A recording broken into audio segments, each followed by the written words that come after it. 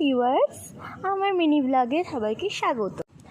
আজ আমার ভিডিও যারা দেখছো তারা please like, comment and subscribe যারা করনি তারা সাবস্ক্রাইব করে দিও। যথারীতি আজকে আমি আমার বিকেল এইভাবেই শুরু করছি, হেঁটে।